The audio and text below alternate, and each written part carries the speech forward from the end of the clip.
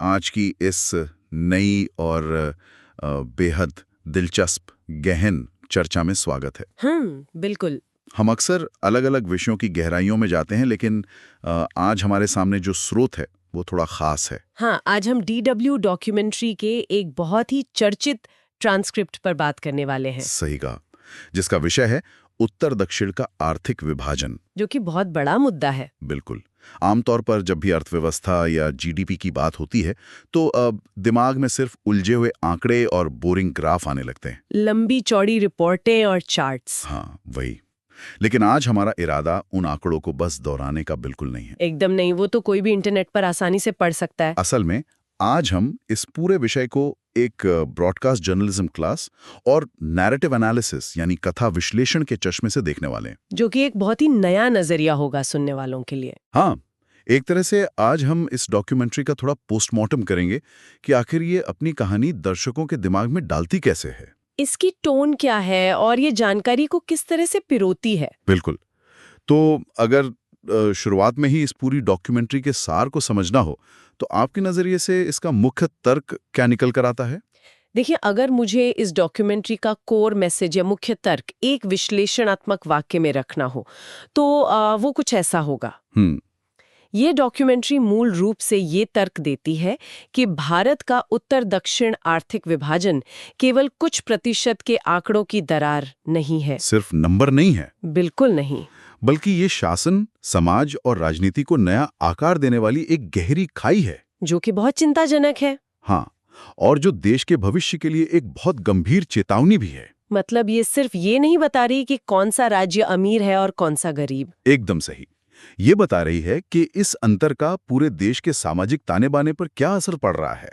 ये वाकई एक बहुत बड़ा दावा है और सुनने वालों के लिए शुरुआत में ही एक चौंकाने वाला आंकड़ा सामने रखना चाहूंगा, जो डॉक्यूमेंट्री ने इस्तेमाल किया है। हाँ, जिसे इस डॉक्यूमेंट्री ने बहुत ही चतुराई से एक हुक की तरह इस्तेमाल किया है। बताइए। दक्षिण के 5 राज्य यानी तमिलनाडु, कर्नाटक, केरल, तेलंगाना और आंध्र प्रदेश, जिनकी कुल आबादी देश की आबादी के 20% से भी कम है। 20% से भी कम? हाँ, वो देश की जीडीपी में 31% का योगदान देते हैं, जो कि एक बहुत बड़ा कॉन्ट्रास्ट है। और इससे भी हैरान करने वाली बात यह है कि देश के आधे टेक यूनिकॉर्न, यानी वो स्टार्टअप जिनकी वैल्यू $1 अरब से ज्यादा है, बिल्कुल, वो आधे स्टार्टअप सिर्फ इन्हीं राज्यों में मौजूद हैं। यही वो आंकड़ा है जो दर्शक को तुरंत सोचने पर मजबूर कर देता है। एकदम। एक नैरेटिव एनालिस्ट के तौर पर देखूं तो ये डेटा दर्शक को स्क्रीन से बांधने का एक बहुत ही अचूक हथियार है। तो अगर हम ब्रॉडकास्ट जर्नलिज्म के नजरिए से बात करें तो इस पूरी डॉक्यूमेंट्री का मिजाज या जो टोन है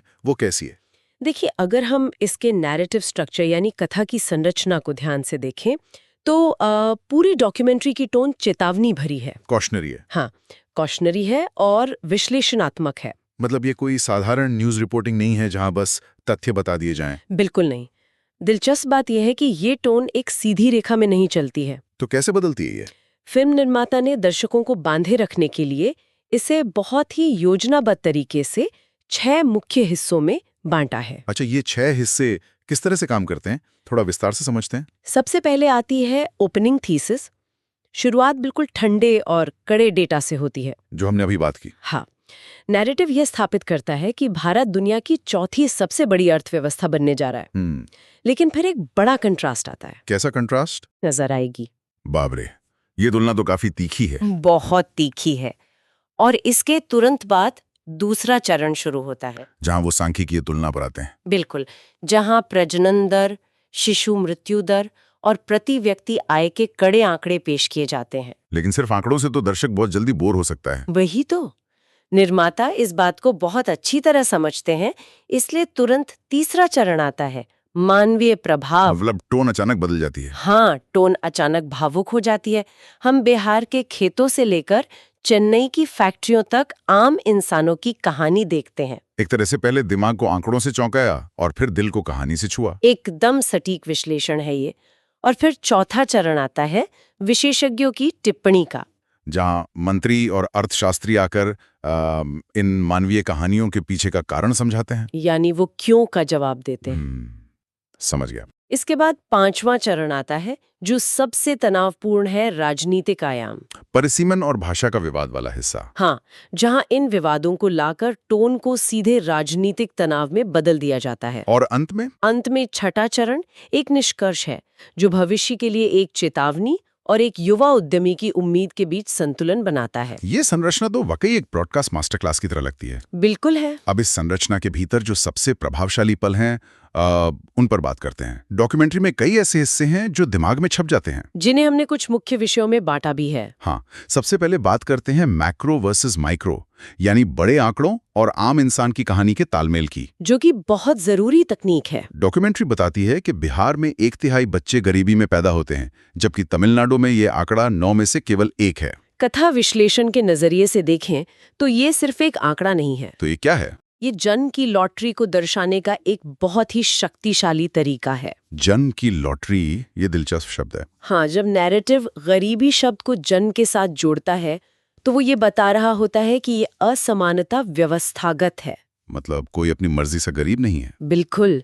एक बच्चा जो बिहार में पैदा हो रहा है और एक जो तमिलनाडु में पैदा हो रहा है, उनके जीवन की शुरुआत ही 2 अलग-अलग रेस ट्रैक से हो रही है। और डॉक्यूमेंट्री इस बड़े आंकड़े को बस हवा में नहीं छोड़ती। नहीं, वो तुरंत इस गरीबी को एक चेहरा दे देती है। हाँ, हमें बिहार के देवेंद्र राय की कहानी दिखाई जाती है, जिनके पास सिर्फ 1 बीघा जमीन है। और उनके बेटे विक्की की बेबसी। बिल्कुल, कि विरासत में उसे सिर्फ आम के 5 पेड़ मिले हैं। सोचिए ये कितनी मार्मिक तस्वीर है। और फिर एक और कहानी आती है गौरव कुमार की, जो काम की तलाश में चेन्नई के लिए 3 दिन का लंबा और थका देने वाला ट्रेन का सफर तय करता है। वो भी अनारक्षित डिब्बे में। हाँ, और सिर्फ 14,000 रुपए महीने के लिए वो 12 घंटे की शिफ्ट करता है।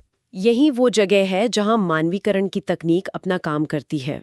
पर्सनलाइजेशन। हाँ, अगर डॉक्यूमेंट्री सिर्फ ये कहती कि बिहार से भारी पलायन होता है तो शायद दर्शक इसे एक सामान्य न्यूज मानकर भूल जाता, जैसे हम रोज अखबारों में पढ़ते हैं। बिल्कुल। लेकिन जब कैमरा गौरव कुमार के चेहरे पर ठहरता है, जहां 3 दिन के सफर की थकान साफ दिख रही है, हाँ, और वो 12 घंटे की लंबी शिफ्ट के बारे में बात कर रहा है, तो वो पलायन शब्द एक जीता जागता इंसान बन जाता है। ये उस ठंडे डेटा में जान डाल देता है, जो कि एक बहुत ही सशक्त स्टोरी टेलिंग है। अब एक दूसरे पहलू पर आते हैं, नीति और इतिहास। ये हिस्सा मुझे व्यक्तिगत रूप से बहुत दिलचस्प लगा, क्योंकि ये बहुत सी पुरानी धारणाओं को तोड़ता है। बिल्कुल। डॉक्यूमेंट्री में 1950 के दशक की एक नीति का जिक्र आता है, माल ढुलाई नीति, यानी फ्रेट इक्वलाइजेशन पॉलिसी। ये थोड़ा तकनीकी शब्द लगता है। हाँ, तो इसे हम आसान भाषा में कैसे समझ सकते हैं? इसे ऐसे समझिए, मान लीजिए कि किसी राज्य के पास कोई समुद्री तट नहीं है, कोई बड़ा IT हब भी नहीं है, लेकिन कुदरत ने उसे कोयले और खनिजों का खजाना दिया है, जो कि उसका सबसे बड़ा भौगोलिक फायदा है। बिल्कुल। अब कोई भी बड़ी फैक्ट्री तो वहीं लगेगी जहां कच्चा माल सस्ता मिलेगा। सीधी सी बात है, अर्थशास्त्र का नियम है। लेकिन माल ढुलाई नीति ने क्या किया? केंद्र सरकार ने इन खनिजों को देश भर में ट्रांसपोर्ट करने के लिए भारी सब्सिडी दे दी। अच्छा। इसका मतलब ये हुआ कि जो कोयला बिहार में जिस दाम पर मिल रहा था, उसी दाम पर मुंबई या गुजरात में भी मिलने लगा। अरे तो फिर कोई कंपनी बिहार में अपनी फैक्ट्री क्यों लगाएगी? वही तो, जब उसे मुंबई में बेहतर सुविधाओं के साथ उसी दाम पर कच्चा माल मिल रहा है। बिल्कुल। इस नीति ने एक ही झटके में खनिज संपन्न राज्यों का सबसे बड़ा प्राकृतिक फायदा ही खत्म कर दिया। नैरेटिव के लिहाज से ये सब बहुत जरूरी है। बहुत ज्यादा, क्योंकि अक्सर जब कोई राज्य पिछड़ता है तो आम धारणा ये बनती है कि वहां के लोग काम नहीं करना चाहते। हाँ, आलसी हैं या कुछ और। लेकिन ये ऐतिहासिक संदर्भ देकर निर्माता ये स्थापित करते हैं कि बिहार का पिछड़ापन केवल उनकी किस्मत या गलती नहीं है, बल्कि ऐसे ऐतिहासिक नीतिगत फैसलों का भी परिणाम है। एकदम सही। और इसके साथ ही डॉक्यूमेंट्री एक और तथ्य सामने रखती है, राजनीतिक अस्थिरता का। हाँ, कि 70 और 80 के दशक में बिहार में 20 साल के भीतर 11 मुख्यमंत्री बदल गए। 11 मुख्यमंत्री 20 साल में, ये राजनीतिक अस्थिरता का चरम है। कोई भी निवेशक ऐसी जगह पैसा क्यों लगाएगा जहां सरकारें इतनी जल्दी बदल रही हों? बिल्कुल नहीं लगाएगा। ये तथ्य सीधे तौर पर राजनीतिक उथल-पुथल को आर्थिक बर्बादी से जोड़ देता है। और इसी का परिणाम हमें वर्तमान की राजनीति में देखने को मिलता है, जो कि डॉक्यूमेंट्री का एक और मजबूत कॉन्ट्रास्ट है। हाँ, डॉक्यूमेंट्री बहुत ही खूबसूरती से 2 अलग-अलग राज्यों की नीतिगत फ्रेमिंग का विरोधाभास दिखाती है। कैसे दिखाती है? एक तरफ गुजरात जैसे राज्यों में चुनाव के दौरान बुलेट ट्रेन और सी पोर्ट यानी बंदरगाहों के वादे किए जाते हैं। वहीं दूसरी तरफ बिहार में चुनाव के दौरान सारी बहस सिर्फ 5 किलो मुफ्त अनाज पर आकर सिमट जाती है। ये कॉन्ट्रास्ट बहुत कुछ कह जाता है। बिल्कुल। ये ब्रॉडकास्ट जर्नलिज्म में कॉन्ट्रास्ट का एक बहुत ही शानदार उदाहरण है। आप दो अलग अलग राजनीतिक वादों को आमने सामने रख रहे हैं। एक तरफ बुलेट ट्रेन और दूसरी तरफ मुफ्त अनाज। हाँ, बुलेट ट्रेन भविष्य की आकांक्षाओं, गति और बुनियादी ढांचे का प्रतीक है, जबकि 5 किलो मुफ्त अनाज वर्तमान के जीवित रहने यानी सर्वाइवल की जद्दोजहद का प्रतीक है। ये दृश्य बिना ज्यादा कुछ कहे ये स्पष्ट कर देता है कि दोनों क्षेत्रों के मतदाता अपनी सरकारों से क्या उम्मीद कर रहे हैं और वे आर्थिक विकास के किस पायदान पर खड़े हैं। एकदम सही। अब आते हैं इस डॉक्यूमेंट्री के सबसे संवेदनशील हाँ। और शायद सबसे तनावपूर्ण हिस्से पर, राजनीतिक डर और भविष्य का संकट। हाँ, यहाँ परिसीमन यानी डिलिमिटेशन के मुद्दे को उठाया गया है, जो कि बहुत ही ज्वलंत मुद्दा है। दक्षिण के नेताओं को ये डर है कि जनसंख्या नियंत्रण के उनके सफल प्रयासों के कारण भविष्य में संसद में उनकी सीटें कम हो जाएंगी, जबकि उत्तर के राज्यों को उनकी अधिक आबादी का राजनीति के नाम मिलेगा। बिल्कुल। अब यहाँ पर सुनने वालों के लिए एक बात बहुत ही स्पष्ट कर देना चाहता हूँ। हाँ, ये डिस्क्लेमर बहुत जरूरी है। हम यहाँ जो चर्चा कर रहे हैं वो पूरी तरह से इस डॉक्यूमेंट्री के नरेटिव एनालिसिस पर आधारित है। हमारा उद्देश्य किसी भी वामपंथी या दक्षिणपंथी विचारधारा का समर्थन करना नहीं है। बिल्कुल नहीं, ना ही किसी राजनीतिक दल का समर्थन या विरोध करना है। हम सिर्फ यह देख रहे हैं कि फिल्म निर्माताओं ने इस राजनीतिक मुद्दे को अपनी कहानी में तनाव पैदा करने के लिए किस तरह से बुना है। तो परिसीमन का मुद्दा नैरेटिव में कैसे काम करता है? देखिए, आसान भाषा में कहें तो ये जनसंख्या के आधार पर राजनीतिक सीटों को दोबारा तय करने की प्रक्रिया है।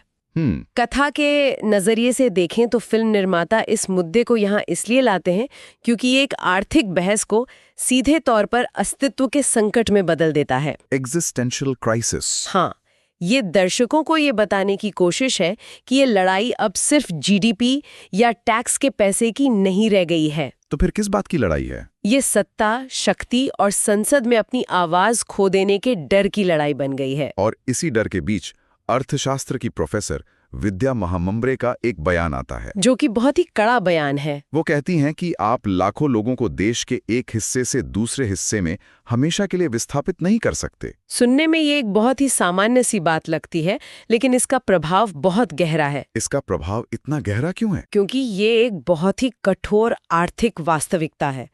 नैरेटिव के स्तर पर ये बयान एक चेतावनी की घंटी की तरह काम करता है। मतलब ये बता रहा है कि प्रवासन या माइग्रेशन कुछ समय के लिए एक समाधान हो सकता है। हाँ, उत्तर के लोगों को काम मिल रहा है और दक्षिण के कारखानों को मजदूर। लेकिन ये कोई लंबी अवधि का आर्थिक मॉडल नहीं बन सकता। बिल्कुल नहीं, क्योंकि कोई भी शहर अनंत काल तक लाखों बाहरी लोगों का बोझ नहीं उठा सकता। वहाँ के बुनियादी ढांचे, पानी, सड़क, अस्पताल, सबकी एक सीमा है। ये बयान दर्शकों के मन में भविष्य के बुनियादी ढांचे के खराबने का एक बहुत ही तार्किक डर पैदा करता है। अब तक की चर्चा सुनकर ऐसा लग रहा है कि ये डॉक्यूमेंट्री काफी निराशाजनक तस्वीर पेश करती है। एक हद तक हाँ। लेकिन क्या इसमें कोई उम्मीद की किरण भी है? बिल्कुल है, और यहीं पे नैरेटिव रिडेम्पशन का सिद्धांत लागू होता है, यानी कहानी को बचाना। हाँ, फिल्म निर्माता कहानी को पूरी तरह से अंधकार में खत्म नहीं करते हैं। वो अंत के करीब बिहार के युवा उद्यमी अभिषेक कुमार की कहानी पेश करते हैं, और वो कहानी वाकई हैरान करने वाली है। एक ऐसा युवा जिसने पलायन करने के बजाय बिहार में ही ड्रोन, खासकर कामिकाज़े ड्रोन और रोबोटिक्स की कंपनी शुरू की। और सबसे दिलचस्प बात यह है कि उसने ये काम महज 10-15 हजार रुपए की पूंजी से शुरू किया, और आज उसकी कंपनी का टर्नओवर 17 करोड़ रुपए तक पहुंच गया है। ये उदाहरण डॉक्यूमेंट्री का एक बहुत ही अहम हिस्सा है। क्यों? अगर पूरी फिल्म सिर्फ समस्याएं, पलायन और राजनीतिक तनाव ही दिखाती तो दर्शक पूरी तरह से हताश हो जाता। उसे लगता कि कुछ बदल ही नहीं सकता। बिल्कुल, अभिषेक कुमार की कहानी ये संदेश देती है कि हालात कितने भी चुनौतीपूर्ण क्यों न हो, इनोवेशन कहीं भी हो सकता है। ये बताता है कि अगर सही माहौल और दृढ़ इच्छा शक्ति हो तो उत्तर भारत के छोटे शहरों में भी एक तकनीकी क्रांति जन्म ले सकती है। एकदम सही। इस पूरी बातचीत से एक बात तो साफ है कि डॉक्यूमेंट्री ने बहुत ही रणनीतिक तरीके से दर्शकों के विचारों को एक दिशा दी है, जिसे हम बयानबाजी की तकनीकें या रिटोरिकल टेक्निक्स कहते हैं। हाँ, तो अगर हम खास तौर पर इन्हीं तकनीकों की बात करें तो फिल्म निर्माताओं ने किन खास हथकंडों का इस्तेमाल किया है? मुझे सबसे ज्यादा जो दिखा वो है कंट्रास्ट का उपयोग। विरोधाभास। हाँ, विरोधाभास इस डॉक्यूमेंट्री की लीड है। आप विजुअल्स पर गौर करें।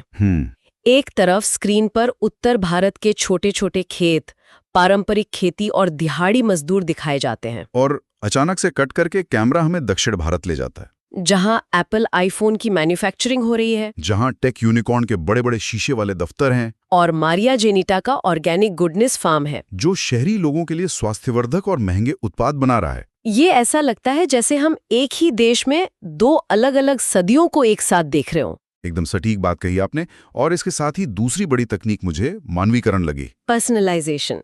इसका सबसे बेहतरीन उदाहरण उस्मान की कहानी है। जो बिहार से चेन्नई आता है। हाँ, उसे वहाँ की भाषा नहीं आती, लेकिन वो हार नहीं मानता। वो सुबह 6 बजे ट्यूशन पढ़कर तमिल और अंग्रेजी सीखता है। और आज वो वहाँ 10-15 मशीनों के साथ अपनी खुद की जगह चला रहा है, जहां हर महीने 4-5 हजार बैग बनाए जाते हैं। उस्मान की कहानी ये सोचने पर मजबूर करती है कि समस्या लोगों में नहीं बल्कि सिस्टम में है। यही इसका मुख्य उद्देश्य है।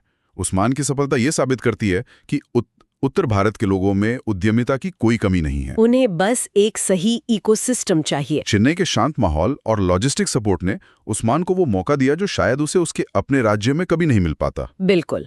अब एक बहुत ही महत्वपूर्ण सवाल पर आते हैं।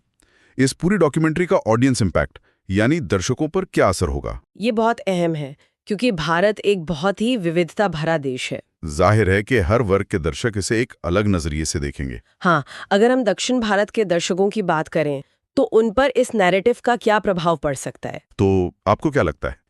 ये एक बहुत ही दिलचस्प मनोवैज्ञानिक पहलू है। अगर कोई इसे चेन्नई या बेंगलुरु में बैठकर देख रहा है तो एक तरफ ये डॉक्यूमेंट्री उनके कठिन परिश्रम, अच्छी नीतियों और सुशासन को मान्यता देती है, जिससे एक गर्व की भावना पैदा होती है। बिल्कुल। लेकिन दूसरी ही तरफ परिसीमन का मुद्दा उनके अंदर एक गहरी चिंता पैदा कर देता है। वो कैसे? फिल्म निर्माता प्रभावी रूप से ये कह रहे हैं कि आप अपनी आर्थिक सफलता का आनंद लीजिए, लेकिन बहुत जल्द आप अपनी राजनीतिक आवाज खो सकते हैं। बाप रे, ये दर्शक के मन में एक अजीब सी बेचैनी पैदा करने का मास्टर स्ट्रोक है। और अगर हम उत्तर भारत के दर्शकों के नजरिए से सोचें तो उत्तर के दर्शकों के लिए ये डॉक्यूमेंट्री एक कड़वा सच हो सकती है, जो उन्हें लाल फीताशाही और व्यवस्था की खामियों की याद दिलाती है। उदाहरण के लिए वो जो मुजफ्फरपुर में रबर के दस्ताने बनाने वाले प्रकाश कुमार की कहानी है। हाँ, वो बिना किसी सब्सिडी के बुनियादी सुविधाओं के अभाव में अपना उद्योग चला रहे हैं। ये कहानी उत्तर के दर्शकों में उस हताशा को सामने लाती है जिसका वे रोजमर्रा की जिंदगी में सामना करते हैं। ये दिखाती है कि कैसे सिस्टम आम इंसान का साथ देने के बजाय उसके रास्ते में बाधा बन रहा है। और जो लोग नीतियां बनाते हैं यानी हमारे पॉलिसी मेकर्स, उनके लिए इसका क्या संदेश है? नीति निर्माताओं के लिए डॉक्यूमेंट्री एक प्रेशर कुकर की सीटी की तरह है। वो कैसे? ये टैक्स के बंटवारे, खासकर जीएसटी को लेकर राज्यों के बीच बढ़ रहे असंतोष और केंद्र राज्य के वित्तीय तनाव पर तुरंत ध्यान देने का दबाव बनाती है। ये बहुत साफ संदेश है कि इस आर्थिक असंतुलन को अब और नजरअंदाज नहीं किया जा सकता, वरना इसके परिणाम गंभीर हो सकते हैं। और अर्थशास्त्रियों के लिए क्या संदेश है? हम अक्सर अपने डेमोग्राफिक डिविडेंड यानी बड़ी युवा आबादी की बात बहुत गर्व से करते हैं। अर्थशास्त्रियों के लिए ये एक बहुत स्पष्ट चेतावनी है। चेतावनी कैसी? ये डॉक्यूमेंट्री स्थापित करती है कि सिर्फ युवा आबादी का होना काफी नहीं है। बिना सही शिक्षा, बुनियादी ढांचे और औद्योगिक माहौल के ये विशाल जनसांख्यिकीय लाभांश बहुत जल्द एक जनसांख्यिकीय आपदा में बदल सकता है। Demographic disaster. हाँ, बिल्कुल। तो इन सब बातों का कुल निचोड़ क्या है? हम अपनी इस गहन चर्चा के अंतिम पड़ाव पर आ गए हैं। तो फाइनल ब्रॉडकास्ट असेसमेंट क्या कहता है? हाँ, अगर हमें इस डॉक्यूमेंट्री का एक अंतिम मूल्यांकन करना हो तो क्या हम कह सकते हैं कि ये एक संतुलित रिपोर्टिंग है? देखिए, अगर हम पूरी तरह से निष्पक्ष होकर देखें तो ये डॉक्यूमेंट्री दोनों पक्षों को सामने रखकर संतुलन बनाने की कोशिश जरूर करती है। लेकिन इसका झुकाव चेतावनी की तरफ ज्यादा है। ये कोई फील गुड कहानी नहीं है जहां सब कुछ अच्छा बताया गया हो। ये एक इन्वेस्टिगेटिव और कॉशनरी श्रेणी की डॉक्यूमेंट्री है। हालांकि अभिषेक कुमार और उस्मान जैसी कहानियों को शामिल करके इसने ये जरूर स्पष्ट किया है कि अगर नीतिगत सुधार हो और सही माहौल मिले तो सकारात्मक बदलाव बिल्कुल संभव है। मतलब ये पूरी तरह से अंधकार में नहीं है? नहीं, पूरी तरह से नहीं। सुनने वालों के लिए ये जानना बहुत जरूरी है कि ये पूरी चर्चा प्रासंगिक क्यों है, उन्हें इसकी परवाह क्यों करनी चाहिए। क्योंकि जैसा कि इस पूरे नैरेटिव से साफ होता है, ये सिर्फ भारत के दो भौगोलिक हिस्सों के बीच की प्रतिस्पर्धा की बात नहीं है। तो ये किस चीज की बात है? ये इस बात की नींव है कि क्या भारत आने वाले समय में वैश्विक स्तर पर एक महाशक्ति बन पाएगा या अपने ही आंतरिक विरोधाभासों में उलझ कर रह जाएगा। बिल्कुल। और अंत में मैं चाहूंगा कि आप सुनने वालों के लिए एक विचार छोड़ें जिस पर वे खुद गहराई से सोच सकें। आज हमने आर्थिक आंकड़ों, पलायन और राजनीतिक तनाव की बहुत बात की। हाँ। लेकिन इस पूरे नैरेटिव से जो एक सबसे बड़ा सवाल उभरता है वो ये है कि क्या भारत का भविष्य इस बात पर निर्भर करेगा कि एक क्षेत्र की तेज आर्थिक तरक्की और दूसरे क्षेत्र की विशाल राजनीतिक और जनसांख्यिकीय ताकत के बीच कोई नया सामाजिक समझौता कैसे तैयार किया जाता है? सोशल कॉन्ट्रैक्ट, ये बहुत ही गहरा सवाल है। जी, सोचने वाली बात यह है कि क्या हमारा आर्थिक एकीकरण इस बढ़ते राजनीतिक और जनसांख्यिकीय विभाजन को पछाड़ पाएगा? ये वो सवाल है जो आने वाले दशकों की राजनीति और अर्थव्यवस्था को तय करेगा। बिल्कुल तय करेगा। ये वाकई में एक ऐसा सवाल है जो लंबे समय तक हमारे दिमाग में घूमता रहेगा। आर्थिक तरक्की और जनसांख्यिकीय ताकत के बीच ये संतुलन कैसे बनेगा, ये देखना भविष्य के लिए बेहद दिलचस्प होगा। एकदम सही। आज की इस बेहतरीन चर्चा में हमारे साथ गहराई तक जाने के लिए आपका बहुत बहुत धन्यवाद। मुझे भी बहुत मजा आया। हम उम्मीद करते हैं कि इस कथा विश्लेषण ने सुनने वालों को इस गंभीर विषय को एक बिल्कुल नए और विश्लेषणात्मक नजरिए से देखने में मदद की होगी। पढ़ते रहिए, सीखते रहिए और नई नई जानकारियों को खंगालते रहिए। जल्द ही मिलेंगे एक नए विषय और एक नई गहन चर्चा के साथ। तब तक के लिए अलविदा।